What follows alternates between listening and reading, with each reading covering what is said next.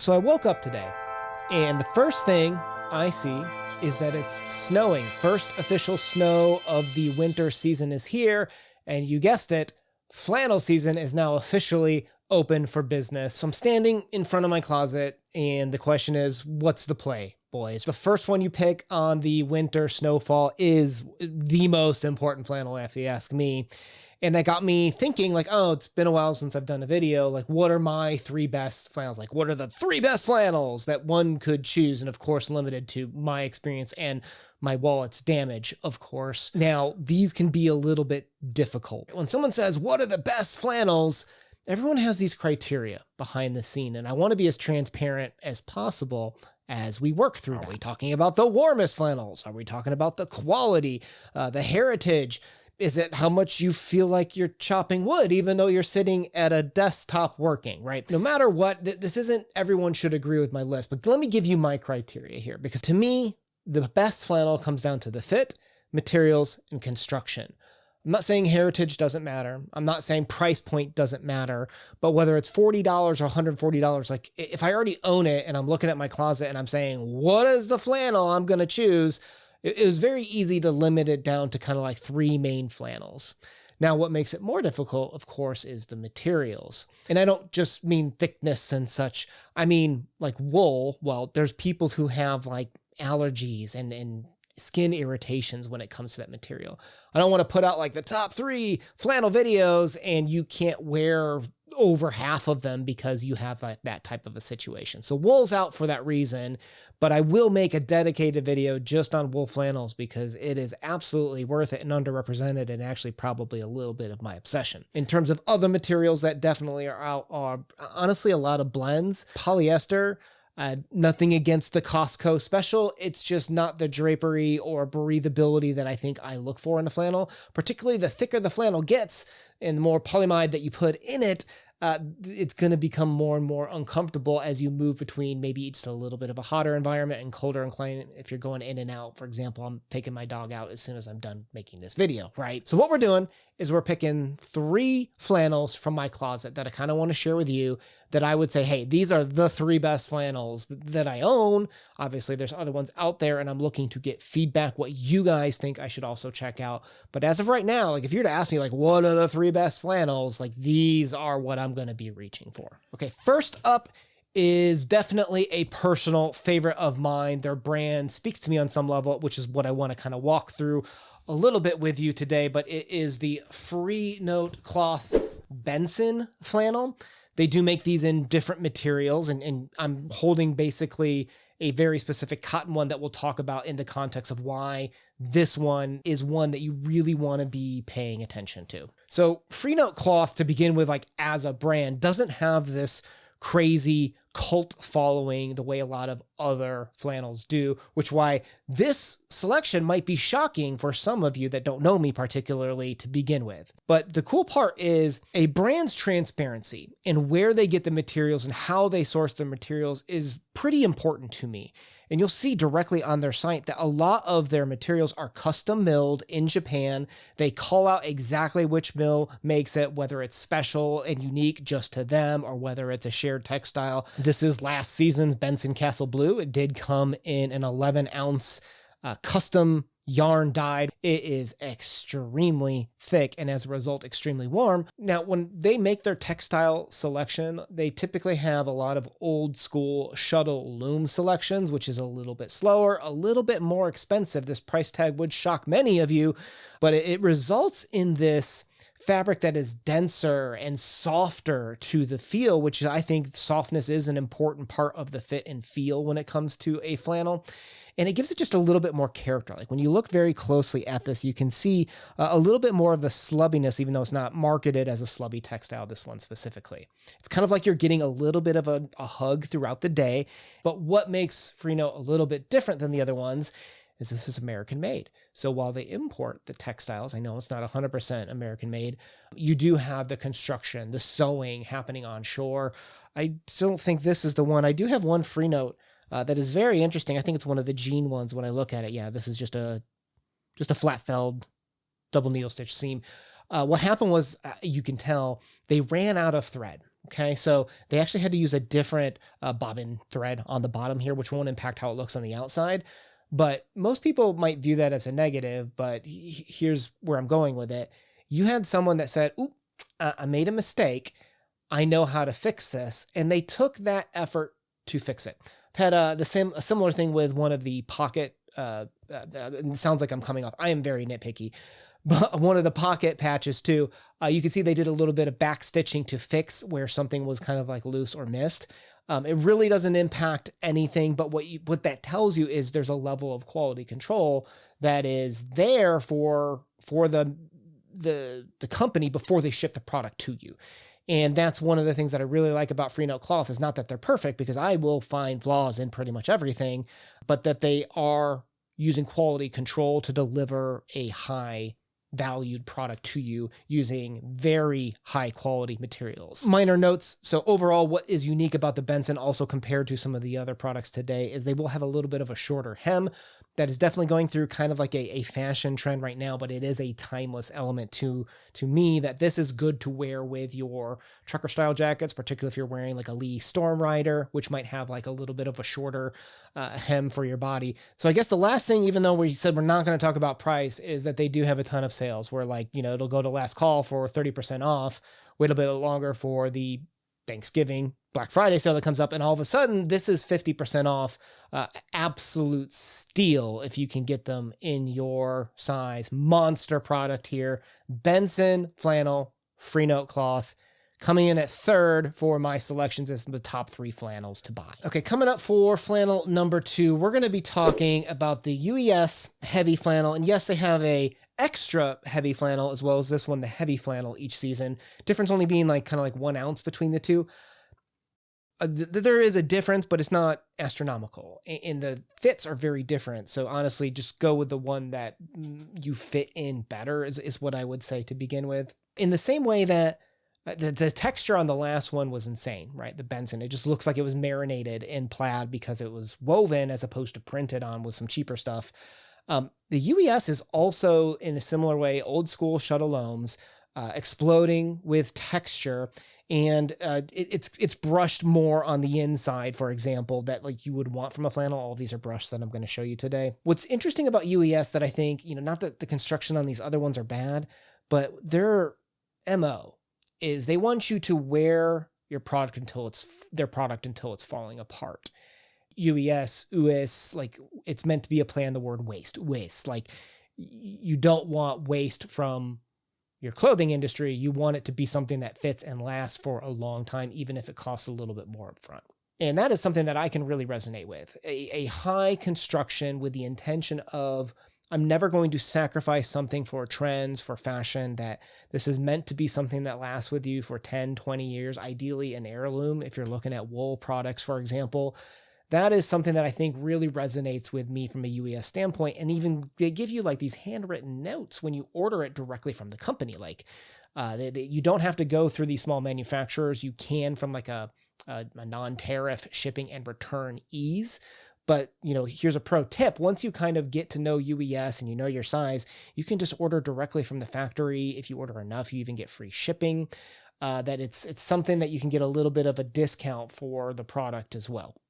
So UES, cult classic, more well-known than Freenote, but it's known as a cheaper man's version of another product. And that's just not fair. It stands on its own for its durability, for its product selection, the fact that it's kind of more of a vertical integration as opposed to Freenote, because Freenote has to purchase from a mill, right?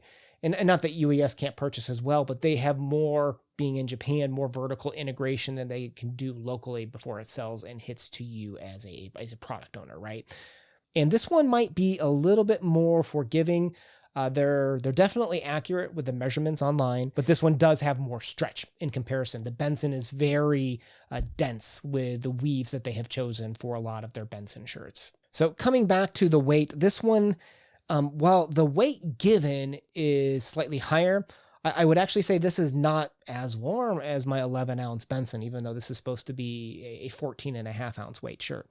I think it just comes down to the way that the weave is. And there's going to be a little bit of a looser weave on a lot of the UES shirts that I've had.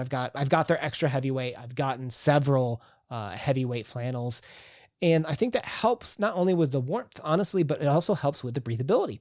These just tend to breathe a little bit easier. So when you're taking this outside for the dog for the quick walk and you come back in, you don't feel overheated the way that sometimes I do with the Benson, for example. So this is definitely a comfort and quality, I think, slight upgrade compared to the last one.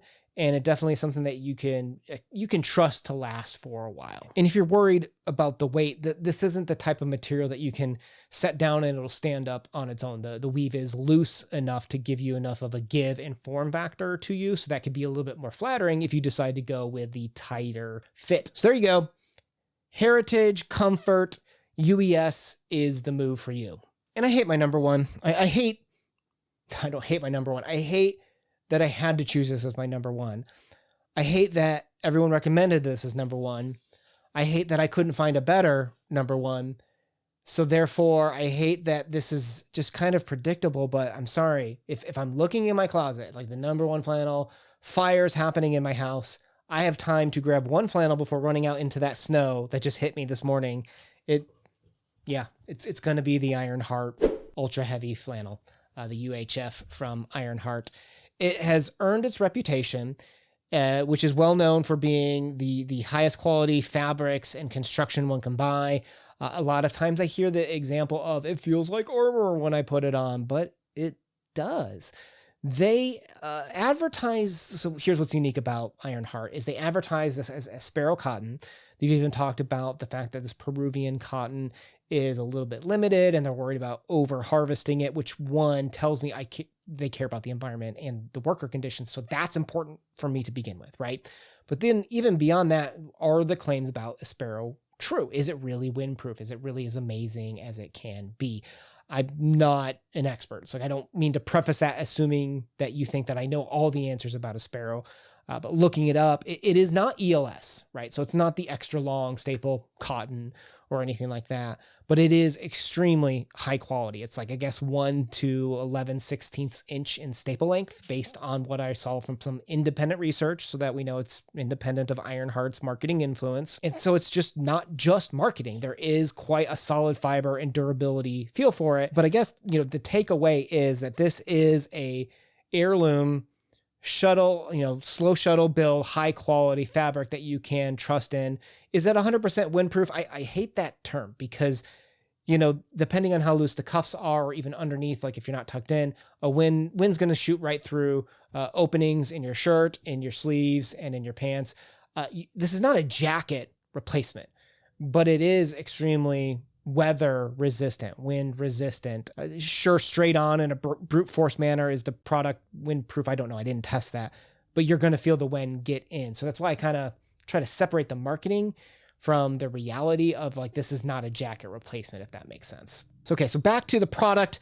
Typically another thing to think of with Heart is they will definitely put all their measurements on the site. You can email them directly and they will ask you for your measurements and they'll look if there's a difference in sleeve length or chest length between like the average band that they'll get from their manufacturing. And you got to be careful of like the sleeve length.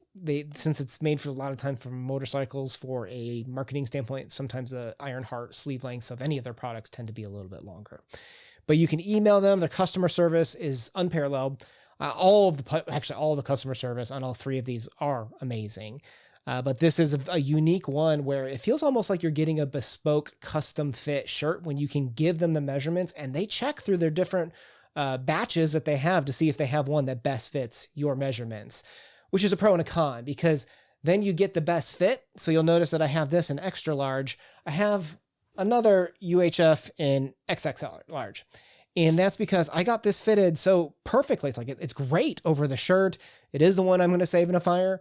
But you can't put it over a sweatshirt because it is so perfectly matched to your body, which is like one of those niggles, right? Like, wow, okay, it is so good that you can't, sometimes it's too good, right?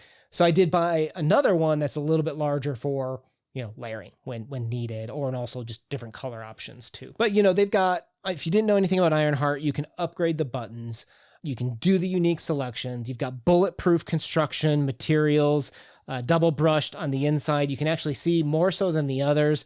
You can see how it's just the material has been brushed a little bit more, and that's going to help with some of the warmth transmission and breathability of it. That this is definitely, I think, the most comfortable and resistant to cold weathers of the three. With that said, their seasonal drops it's an event. Like sometimes you got to rush to get them, where within a day, they will literally sell out of every single flannel in that colorway. That if you're like looking for like the turquoise one that just dropped, it was like the next day they were completely sold out. And you can even look at like, you know, the third party distributors in your country, they're all sold out too. So it is definitely known and a reason why Ironheart's legacy and name is recommended as one of the top flannels, because they are that good.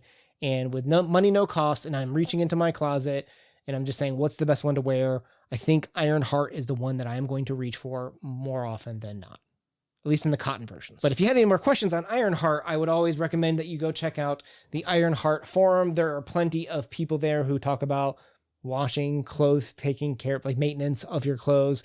There's a lot of really good information, and those communities do not exist around those other brands. But you can still go to the Ironheart forum and learn a lot just in general beyond just the Ironheart brand clothing as well. So there you go. The 3 top flannels I'd pick.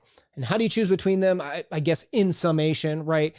If you want American made but high quality textiles from like a well-known reputable Japanese textile mill, Freenote's your guy, especially on sale. If you're looking for pure Japanese construction and heritage that is going to last you forever, UES is your pick. And if you're looking for the blanket, the thing that you never take off with the heritage and the well-known perfect flannel for almost the 3 seasons, I think Ironheart's your guy if you've got the money for it, especially when it comes to fitment and getting that right pick for yourself. All 3 incredible, all 3 getting better with age. I don't know if you saw some of the kind of like the patina. There's no twisting on it, but you definitely can see a little bit of pilling, because I have had that Ironheart's flannel for quite some time, that whenever the fall hits, it is a trusty companion to run out and get myself some coffee, for example, or any other plaid related crisis. All 3 of these are here for me. So honestly, very easy to pick those, but it did hurt my heart a little bit not to have, you know, Filson or Pendleton on there. Hint, wait for the next video on that. Especially when it comes to wool. Taylor Stitch, Buck Mason, all these other companies that make, you know, even modern cuts to the flannels, I think are worth mentioning, but they're not going to make it into my top 3. Generally, not that price directly correlates to quality. Absolutely not, particularly when it comes to a lot of designer brands that are mass marketed that way these days. But sometimes when you look at too cheap of clothes, there's always a compromise of some sort, something that you give in on. And I feel like all 3 of these flannels, while there's strengths and cons, there's nothing they gave up on. Each achieved a specific vision for what they were going for with their product. And it's just a matter of who are the customers that will resonate with that. And I was hoping to kind of articulate that as best as I could today. So hopefully that gives you guys an idea of what my experience has been with these products. Let me know what you think is like a must-have from your perspective. I am interested particularly in checking out flannels that I'm not familiar with already. It's a weird flannel existential crisis that I live in, that my purpose is to discover new flannels each year. Looking forward to the next video on wool. Subscribe, check out my 2025 guide where I do take price into consideration as well for flannels, and might be trying to cook up something special on the wrist game as well here. So stay tuned for that. Sorry for the delay in posting. I do this for fun. Hopefully you guys enjoy the videos as well. If you did and you don't know what to add, but would like to help the ever-hungry YouTube algorithm know that this video was helpful, I guess like leaving a little leaf for the fall. How about that? A leaf emoji in the comments would still help me out. Appreciate it, guys. Una out.